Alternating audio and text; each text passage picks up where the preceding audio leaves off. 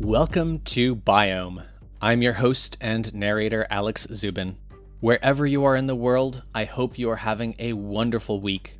I'm excited to share our 5th story of Season 1.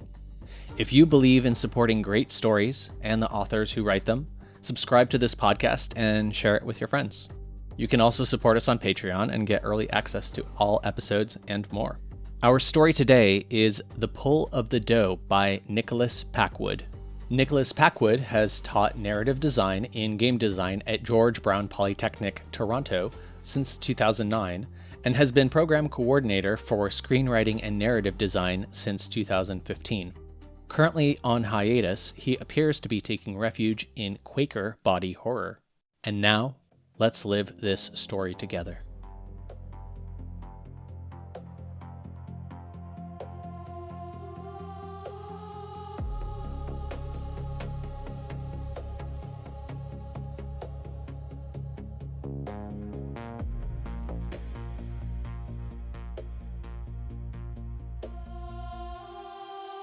Dear Harlan, it is what we still call July here, or at least the calendar insists on it, 700 years and 2/3 of the way to wherever it is we were meant to arrive. I am docked at Pod 37 in the shuttle, engines idled, the hull making the small, metallic complaints it always makes when it settles against the docking ring. The air that came in when the lock cycled had a smell I did not expect. Sweet at first, then sharp, the way bread dough smells when it has been left too long in a warm place and begun to turn. Not unpleasant, only insistent. It stayed in the back of my throat while I ran the first diagnostics and opened the viewport shutter to look at the pod itself. The dome is smaller than the schematics suggest. Ice coats the lower third of the support struts where the heating coils failed 180 years ago and were never properly replaced. The failure was supposed to have been fatal. Instead, the colonists did what people always do when the systems they trusted begin to fail. They improvised. They rerouted coolant through vats seeded with something that had come with them from Earth soil samples, a strain of yeast that liked the cold. The yeast lived. It thickened. It began to glow. Now, the pipes wear a faint luminous skin that pulses in time with the temperature cycle, and the air carries the faint alcohol breath of its metabolism. The pod has not frozen. That is the first thing one notices. The second is that the people inside no longer seem to require the old silences. Under the dome lights, the yeast films show subtle gradations. In the lower corridors, the glow leans toward pale amber, almost honey-colored, where the condensate collects and drips slowly back into collection trays. Higher up, near the apex where the heat pools, the color shifts to a soft bluish-white, the light scattering through layers of cells like frost seen through breath on glass. The scent changes with elevation, too. Down near the vats it is heavier, yeasty and warm, carrying faint notes of overripe pear and cut grass after rain. Up in the common spaces, it thins to something cleaner, almost metallic, the alcohol edge softened by the constant slow exhalation of the colony itself. I have stood at the open hatch and tasted it on my tongue, a thin film that lingers like the aftertaste of weak beer left standing overnight. The pipes sigh softly as pressure equalizes, a low, continuous note punctuated now and then by the brighter sound of children's voices drifting through the corridors, carrying a new warmth, unguarded laughter that was not in the older logs. I have the footage. The oversight board sent it with the quarantine order I helped draft after Pod 19 and Pod 12 went dark. You remember the language. Immediate abort on any sign of emotional contagion.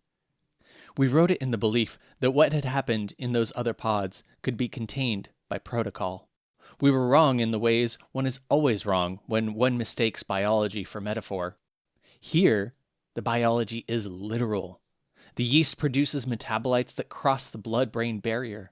They lower inhibition. They heighten empathy. They make confession not only possible, but necessary. The colonists drink a thin beer brewed from the same strain. They drink it in the town hall on nights when the temperature begins to drop and the pipes start to groan. They stand up in front of one another and they say what they have spent the rest of the year not saying. Then the temperature stabilizes. The heat exchangers clear. The dome holds. The board saw the footage and called it frenzy. I watched it alone on the shuttle while the air recyclers hummed and the yeast scent deepened. Commander Alden Hart spoke first. He is a tall man with the kind of face that looks as if it has been set permanently to reasonable. He said he had begun to fear his wife loved the engineer more than she loved him. He said it plainly, without drama, the way one might report a clogged filter. Sierra Vale stood beside him in the plain gray coverall they all wear. She said yes, she did. She said she had loved Cale Frost since the day he repaired the first still, that the love had arrived uninvited and stayed. Cale Frost, thinner, darker, hands still stained with lubricant, said he had tried not to want her. He said the wanting had become a weight that blocked the lines the same way resentment once blocked the heat. They spoke for 43 minutes. No one interrupted. The room was quiet except for the soft rasp of breathing, the collective rhythm, slowing as each speaker finished. Shoulders eased. Eyes remained steady, not averted. When they finished, the temperature inside the dome had risen 3 degrees.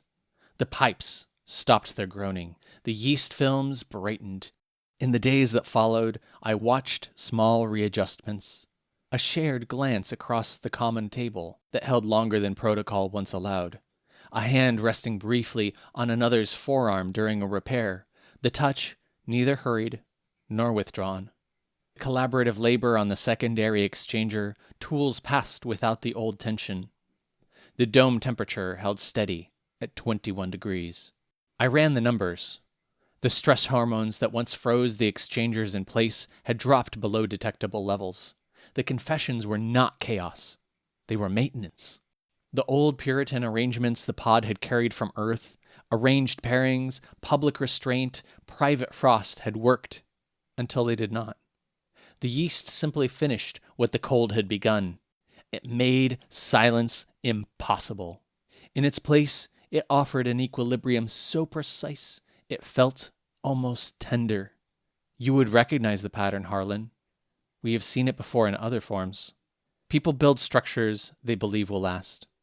Then the weather changes, or the soil changes, or the air changes, and the structures reveal themselves as arrangements no more permanent than the light on a wall. The interesting part is what happens next. Some pods fought the change. Pod 19 turned its kelp vats into shrines and walked into them singing. Pod 12 fused its citizens to the circuitry until no one could tell where the ship ended and the people began. We called those failures. We wrote protocols to prevent reoccurrence. We never asked whether the failure was in the pod or in our refusal to let the biology speak. I sampled the air. I told myself it was for the monograph, a baseline reading. The metabolites are subtle. They arrive as a mild warmth behind the sternum, then as an odd clarity in the thoughts, the way objects look after a storm when the dust has settled. One begins to notice small things, the way the light from the dome lamps catches on the frost and turns it briefly gold, the way the yeast films shift color when someone in the pod laughs, the way I have been carrying a certain weight for 23 years now and pretending the weight was professional detachment. You were my advisor.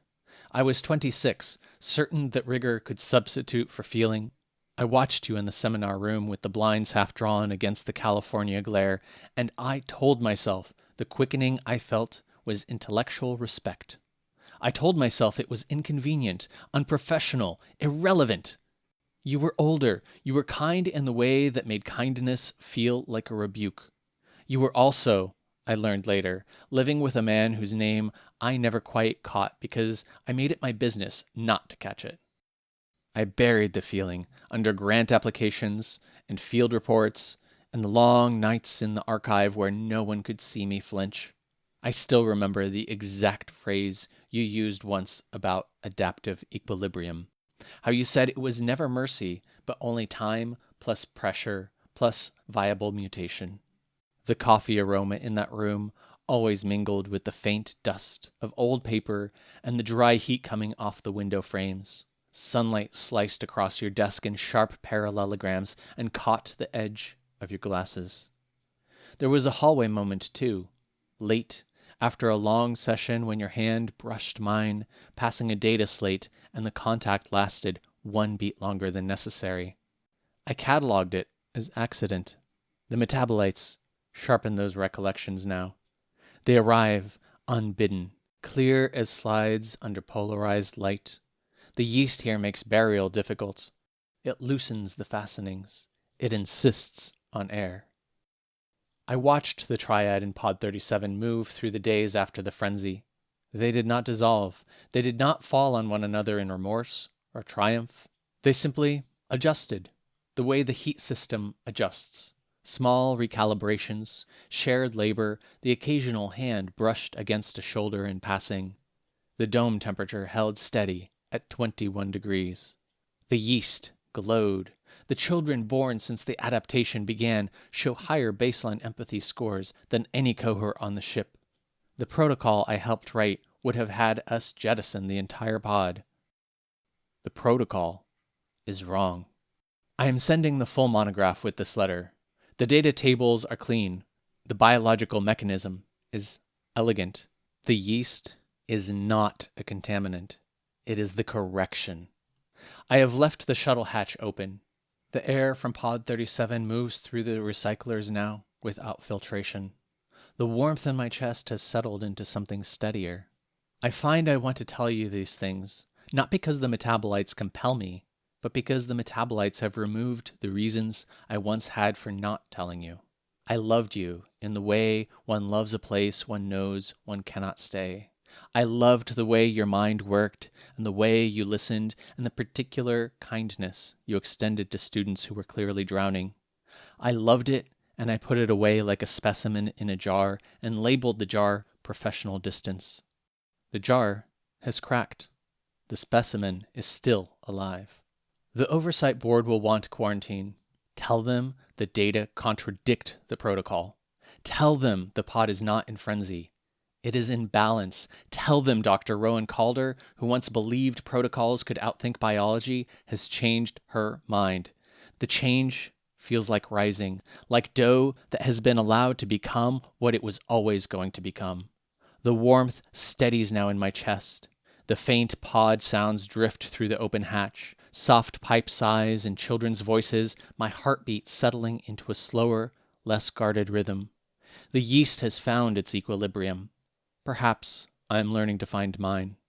Perhaps we all do in the end. The ship keeps moving. The yeast keeps working. The light on the frost shifts from gold to silver and back again, and for the first time in years, the arrangement feels almost sufficient. I will wait for your reply before I request docking clearance. Rowan.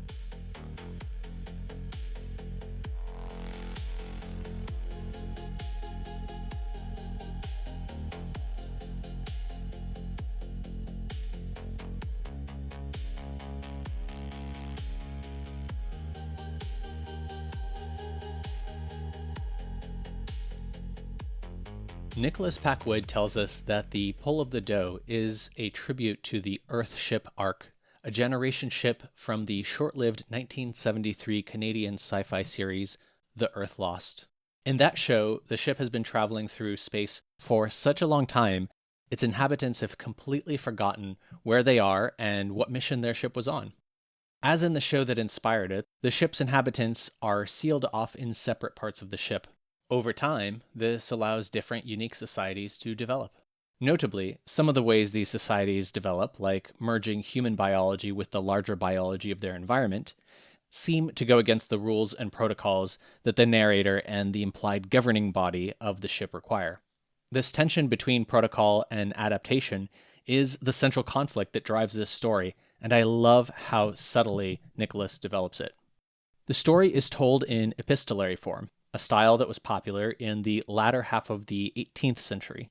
At that time, fiction and novels were still considered new and risque, and many stories were written in the epistolary form to give their story an air of plausibility, as though the author just happened to find the letters that the story contains, and that regardless of whether the events really happened, that the narrator who wrote those letters actually believed in them. In the 18th century, the epistolary form also cracked open the inner worlds of story characters. Narrators could speak directly about their thoughts and their feelings, opening a rich universe of literary discovery that paved the way for free indirect discourse in the 19th century and autofiction and more experimental fiction in the 20th century. So, while the epistolary form isn't as popular as it used to be, I think this form still provides a unique and compelling story frame, as we see in this piece. It conjures a narrator who speaks in the first person, and it implies an intended reader with whom they are in dialogue, a reader who is, in this case, outside of the direct action. As this story develops, it becomes clear that there are two narratives: Rowan's journey to Pod 37, and Rowan's centuries-long conflicted relationship with Harlan, the recipient of the report. As in all great stories, the two narratives are intimately woven together. By the end, we see that Rowan's transformation in Pod 37 leaves Harlan with a unique question. Should they trust Rowan's report and believe the transformation is beneficial? Or do they follow protocol and quarantine and possibly destroy Pod 37 and with it, Rowan? I read this story and I wonder, did Harlan receive the message? If they did, what did they do? What would I do? So, what did you think of this story? Email me at biomespec@gmail.com. You can also find the email address in the show notes.